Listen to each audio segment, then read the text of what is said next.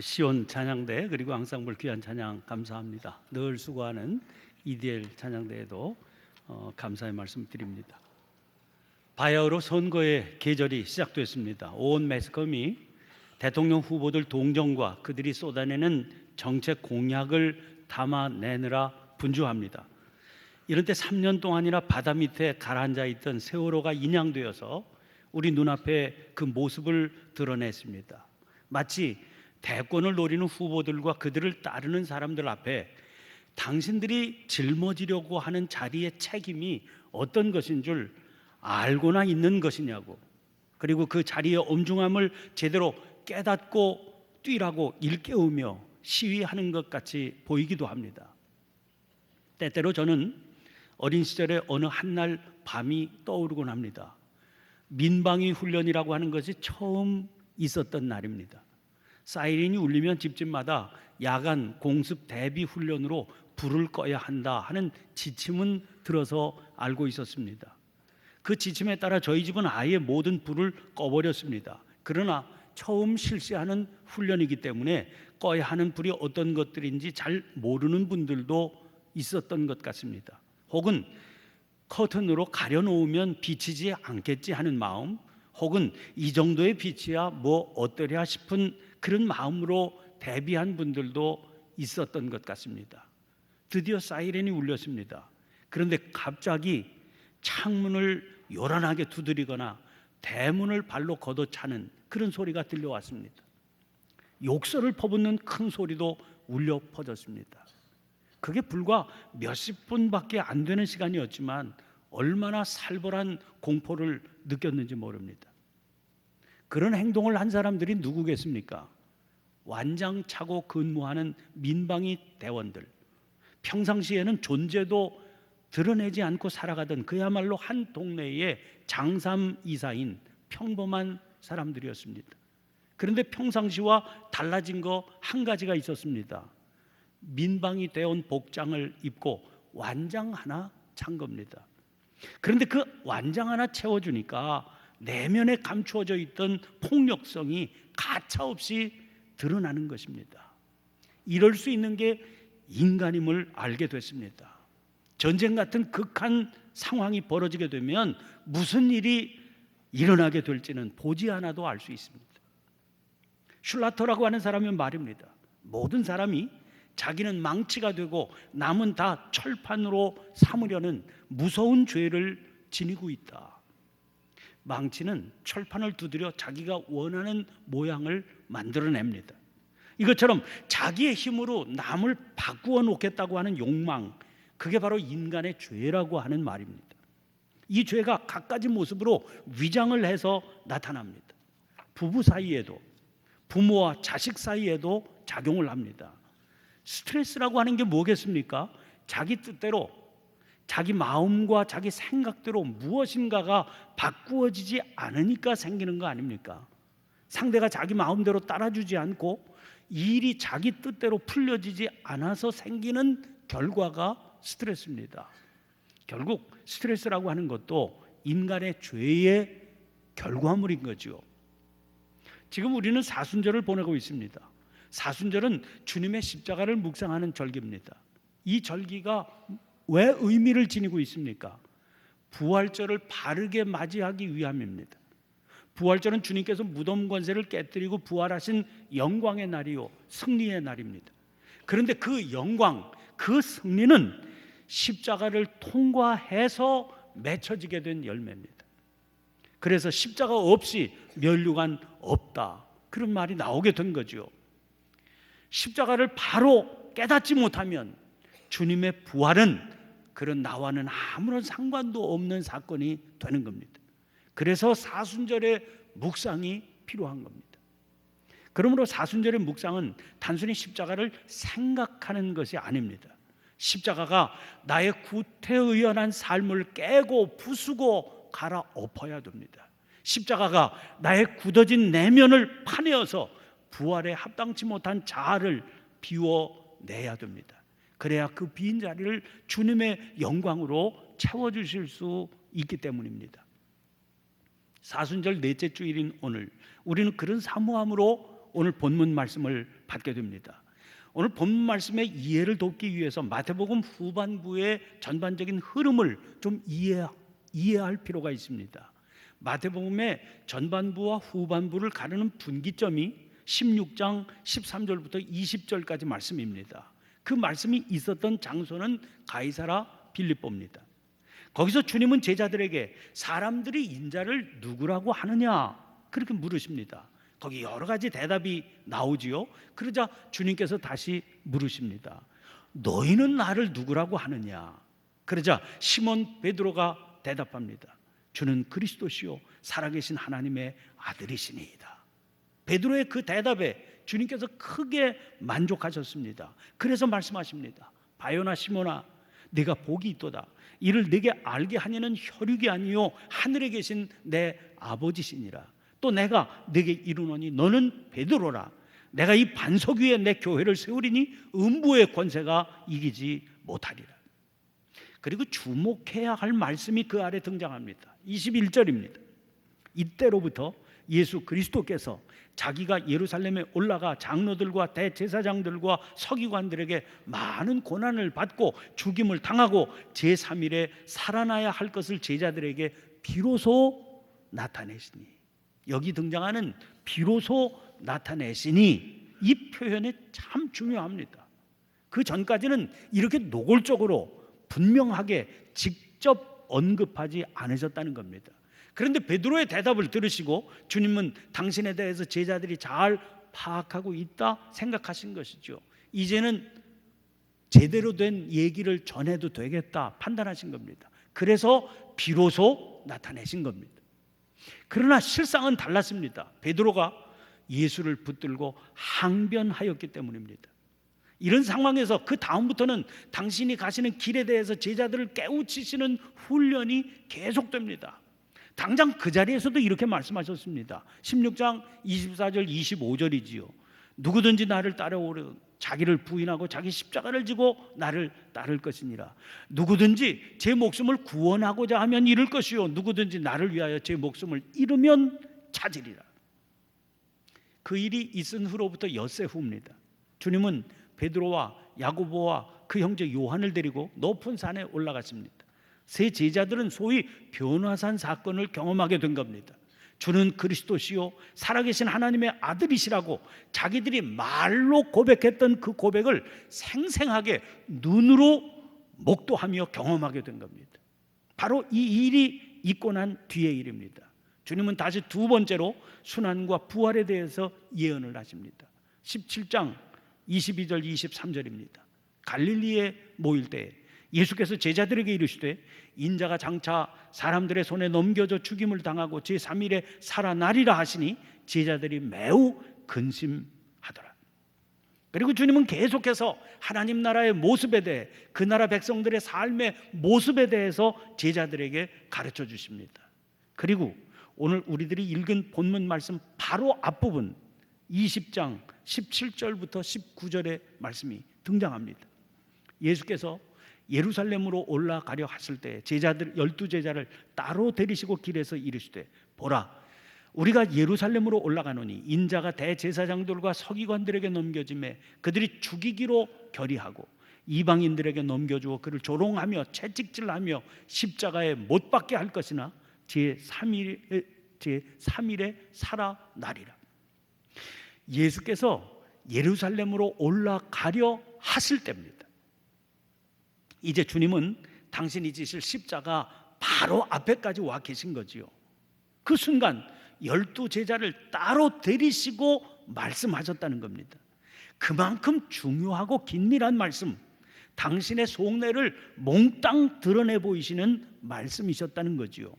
그 내용이 조금 후에 예루살렘에서 당신이 당할 순환과 그 후에 있을 부활에 대한 예고 아니었습니까? 이번이 이런 식으로 말씀하신 세 번째로 하신 말씀입니다. 세 번째입니다. 거듭 세 번이나 하셨으니까 그야말로 귀에 못이 박히도록 강조하고 또 강조하신 말씀입니다. 오늘 본문의 사건은 그 말씀하신 직후에 벌어진 일입니다. 오늘 본문 말씀이 시작되는 첫 단어가 뭡니까? 그때의 아닙니까? 그때란 어느 때죠? 주님께서 예루살렘에서 당신이 당하실 순환에 대해서 제자들을 따로 데리시고 예고하셨던 바로 그때입니다. 본문 첫 부분 20절 21절 말씀 보세요. 그때에 세베대의 아들의 어머니가 그 아들들을 데리고 예수께 와서 절하며 무엇을 구하니 예수께서 이르시되 무엇을 원하느냐 이르되 나의 이 두 아들을 주의 나라에서 하나는 주의 우편에 하나는 주의 좌편에 앉게 명하소서. 우리는 특별히 이 사람들과 주님과의 특별한 관계를 살펴볼 필요가 있습니다. 마태복음 27장 55절 56절입니다. 예수를 섬기며 갈릴리에서부터 따라온 많은 여자가 거기 있어 멀리서 바라보고 있으니 그 중에는 막달라 마리아와 또 야고보와 요셉의 어머니 마리아와 또 세베대의 아들들의 어머니도 있더라. 예수께서 십자가에 달리셨을 때인데 그 십자가에 달리신 예수님을 멀리서 바라보고 있던 여인들이 여럿이 있었다 하는 겁니다. 그 중에 대표적인 인물 셋을 꼽고 있는데 그 여인들은 막달라 마리아, 또 다른 마리아, 그리고 오늘 본문에 등장하는 이 여인 세베대의 아들들의 어머니가 있었다 하는 거지요. 그런데 같은 장면을 기록한 또 다른 본문이 요한복음 19장 25절입니다. 예수의 십자가 곁에는 그 어머니와 이모와 글로바의 아내 마리아와 막달라 마리아가 섰는지라. 이 본문에는 여인 네 사람이 등장을 하고 있습니다. 아까는 세 사람이었는데 지금은 네 사람이니까 추가된 여인은 누굽니까? 예수님의 어머니 마리아입니다. 다른 세 여인을 살펴보니까 야고보와 요셉의 어머니 마리아는 여기서는 글로바의 아내라고 그랬습니다. 막달라 마리아는 그대로 막달라 마리아입니다. 그런데 마태복음에서는 세베대의 아들들의 어머니라고 한 여인을 요한복음에서는 이모라고 그랬습니다. 뭘 알 수 있습니까? 이 여인이 예수님의 이모입니다. 그러면 야고보와 요한은 예수님과는 이종사촌간이었구나 하는 것을 알 수 있지요. 다시 20절 말씀 보세요. 그때 세베대의 아들의 어머니가 그 아들들을 데리고 예수께 와서 절하며 무엇을 구하니. 이모님께서 예수님과는 이종사촌지간인 아들들을 데리고 와서 절을 하면서 뭘 구했다는 겁니다. 육신적으로는 조카 아닙니까? 그런데 이모님에게는 그렇게 공손하게 조카에게 절을 하며 구해야 할 절실한 그 무엇이 있었다는 겁니다. 주님께서 물으십니다. 무엇을 원하느냐? 이모님이 말씀드립니다. 나의 이 두 아들을 주의 나라에서 하나는 주의 우편에 하나는 주의 좌편에 앉게 명하소서. 그러자 주님께서 대답하십니다. 22절입니다. 너희는 너희가 구하는 것을 알지 못하는도다. 내가 마시려는 잔을 너희가 마실 수 있느냐? 그들이 말하되 할 수 있나이다. 아들들하고 함께 오기는 했지만 어디까지나 부탁은 두 사람의 어머니가 드린 거지요. 그런데 주님은 너희라고 하십니다. 만약 대답이 그 어머니를 향하셨다면 너희라고 하지 않고 당신이라고 하셨을 겁니다. 또 그 밑에 24절을 보면 다른 열 제자가 그 두 형제에 대해서 분이 여겼다고 그랬습니다. 사실 이 사건을 기록하고 있는 또 다른 본문 마가복음 10장 35절부터 45절까지의 말씀을 보면 거기에는 아예 어머니는 등장하지 않고 형제들이 직접 예수님께 말씀을 드린 것으로 나와 있습니다. 어떤 것이 정확한지는 알 수 없습니다.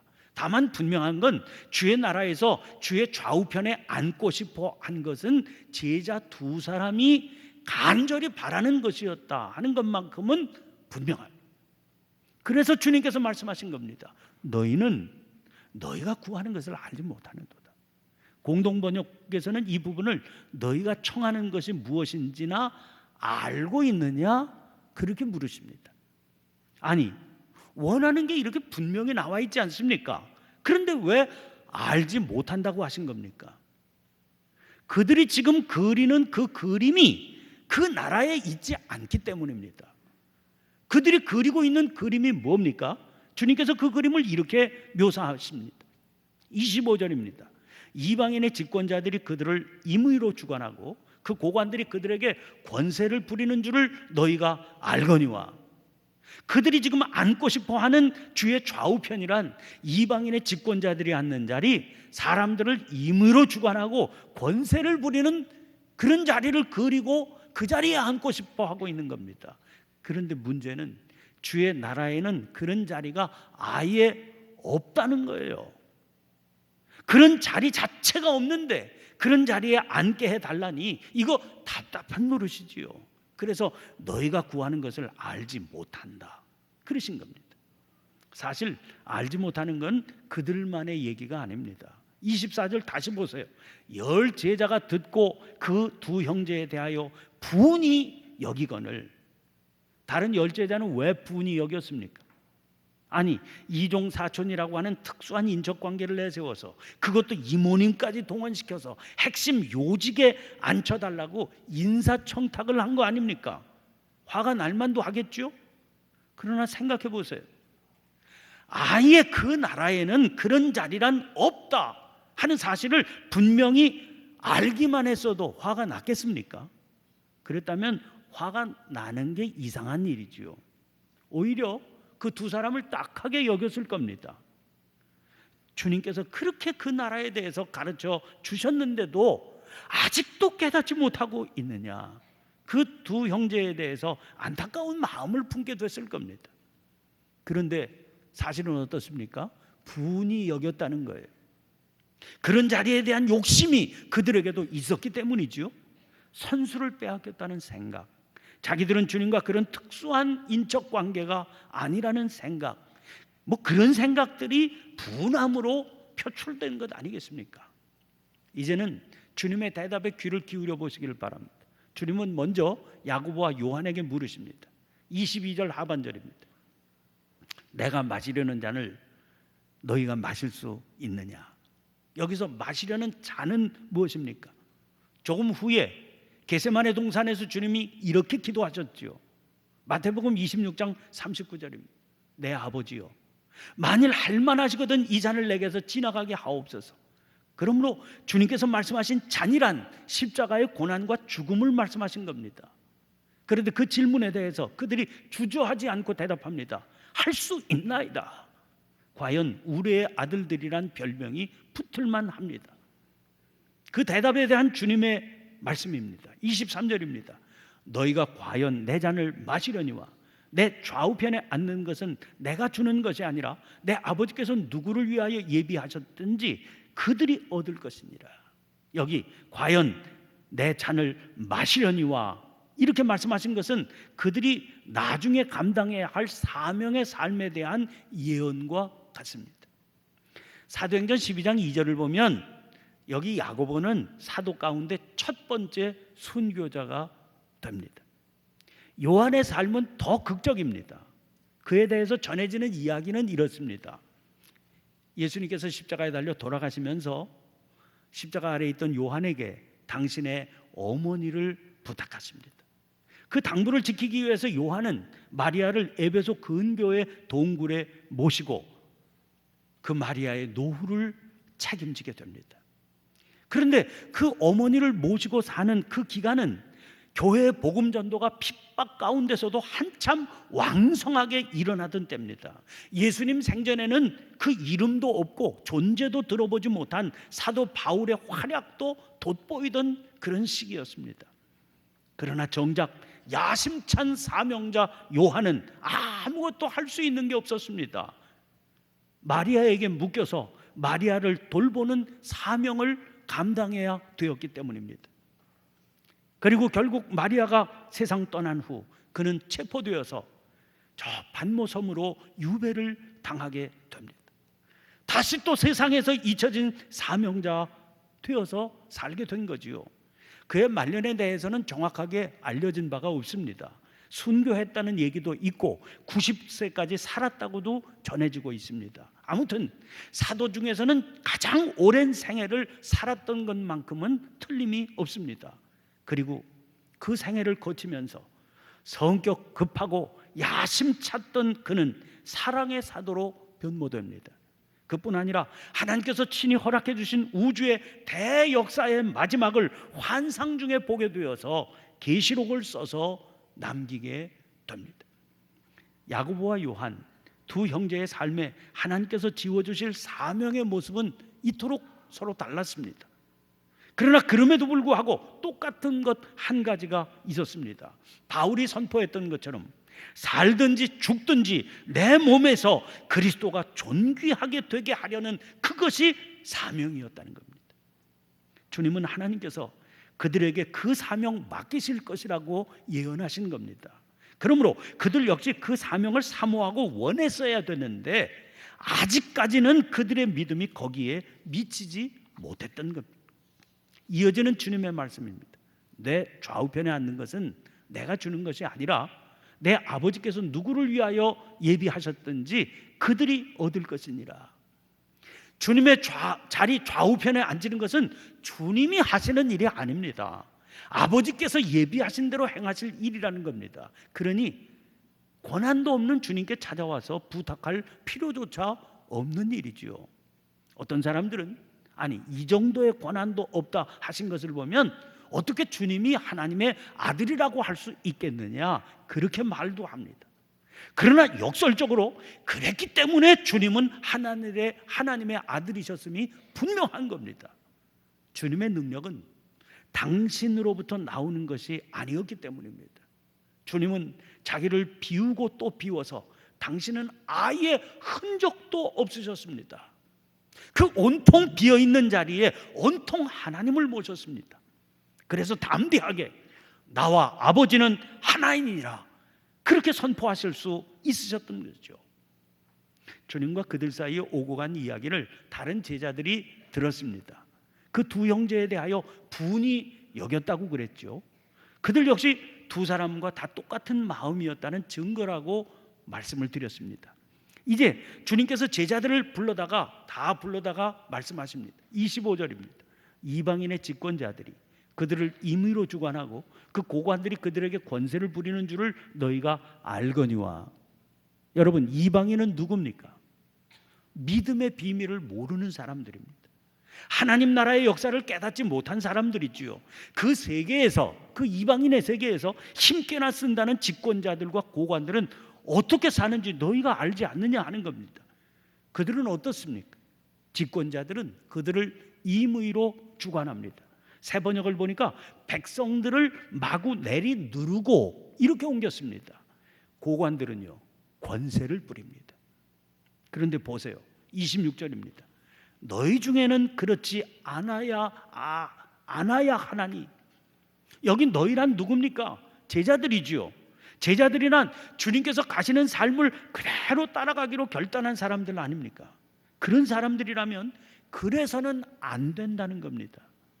그걸 원해서도 안 되고 그걸 사모해서도 안 되고 그걸 구해서도 안 된다는 겁니다. 그렇게 살면 그 삶은 이방인의 삶이지 결코 주님의 길이 아니기 때문입니다. 그러면 어떤 것이 주님의 길입니까? 26절 27절입니다. 너희 중에 누구든지 크고자 하는 자는 너희를 섬기는 자가 되고 너희 중에 누구든지 으뜸이 되고자 하는 자는 너희의 종이 되어야 하리라. 그렇다면 왜 그래야 됩니까? 이어지는 28절 때문입니다. 인자가 온 것은 섬김을 받으려 함이 아니라 도리어 섬기려 하고 자기 목숨을 많은 사람의 대속물로 주려 함이니라. 공동 번역으로 이 28절을 보면 이렇게 되어 있습니다. 사실은 사람의 아들도 섬김을 받으러 온 것이 아니라 섬기러 왔고 많은 사람을 위하여 목숨을 바쳐 몸값을 치르러 온 것이다 하셨다. 다른 번역본에서는 찾아볼 수 없는 사실은이라고 하는 말이 거기 실려 있습니다. 이 말은 헬라어 원문에 호스페르라고 하는 부사가 실려 있기 때문에 그 부사를 그대로 살려 놓으려고 넣은 거죠. 이 단어 사실은 때문에 28절 말씀과 그 앞에 26절 27절 내용이 긴밀하게 연결이 되는 겁니다. 즉 당신이 온 것이 섬기려 하고 자기 목숨을 많은 사람의 대속물로 주려 함인 것처럼 당신을 따라 살겠다는 너희도 이방인같이 살아서는 안 된다. 그런 말씀이 되는 겁니다. 그러면 어떻게 살아야 됩니까? 너희는 어떻게 살아야 되는 겁니까? 주님은 우리가 마땅히 살아야 할 삶이 섬기는 자, 디아코노스와 종, 둘로서의 삶이라고 하셨습니다. 우리들은 흔히 교회 안에서 봉사한다 그런 말을 사용합니다. 안 되는 건 아니지만 엄격한 의미에서 그 말은 옳지 않습니다. 봉사가 아니라 섬김이어야 되기 때문입니다. 두 말이 무슨 의미의 차이가 있습니까? 봉사는 자기는 이런 일을 할 사람이 아니라 훨씬 높은 자리에 있는 존재인데 스스로 낮은 자리로 내려가서 일한다, 베푼다, 그런 의미가 있는 말라. 그러나 섬김은 어떤 말입니까? 그 낮은 자리의 일이 당연히 자기가 해야 할 일이다. 왜? 자기는 낮은 자니까. 그런 말입니다. 주님은 당신이 자기 목숨을 대속물로 주기까지 섬기려고 오셨다고 그랬습니다. 그렇다면 스스로에게 물어봐야 됩니다. 우리는 봉사자입니까? 아니면 섬기는 자입니까? 주님의 십자가를 묵상하는 사순절에 우리는 이방인의 집권자들과 고관들의 적나라한 모습을 지금 보고 있는 중입니다. 여러분, 이런 세상 한복판에 살면서 우리들이 지향하는 삶은 과연 어떤 것입니까? 우리도 그들처럼입니까? 아니면 너희 중에는 그렇지 않아야 하니입니까? 이제는 말씀을 듣고 우리가 스스로 결단할 때입니다. 이런 때 주님께서는 우리를 새벽 기도의 제단으로 부르십니다. 내일부터 시작되는 세일의 새벽 기도의 자리로 여러분을 초청합니다. 무엇을 구하며 살았는지, 그리고 무엇을 구하며 살아야 하는지를 주님 앞에서 물으며 사순절의 묵상이 말씀 안에서 깊어지는 저와 여러분, 우리 모두가 될 수 있기를 간절히 축원합니다. 기도를 드리겠습니다. 은혜로운 절기 사순절이 깊어가고 있습니다. 단순한 교회의 절기가 되어버리면 다가오는 부활절도 그런 절기로 그치고 말게 될 것입니다. 십자가를 모르니 부활의 영광을 어찌 알 수 있겠습니까? 그 마음 때문에 안타까워 주님의 도우심을 구합니다. 눈을 열어 말씀의 비밀을 깨닫게 해 주시옵소서. 그 말씀의 빛 안에 서게 해 주시옵소서. 주님을 모르는 이방인들의 삶에서 저희를 건져 주시옵소서. 십자가 단단히 붙들고 그들의 삶에 휩쓸려 가지 않게 해 주시옵소서. 저희들의 생애의 시간을 온통 주님께 맡겨 주님께서 온전히 주장하시는 삶이 되게 해 주시옵소서. 주님 가신 섬김의 길을 저희도 갈 수 있게 해 주시옵소서. 그리하여 부활의 영광이 무엇인지를 깨닫고 누리는 감격이 있게 해 주시옵소서. 그리스도 예수님의 이름으로 기도하옵나이다. 아멘. 아멘.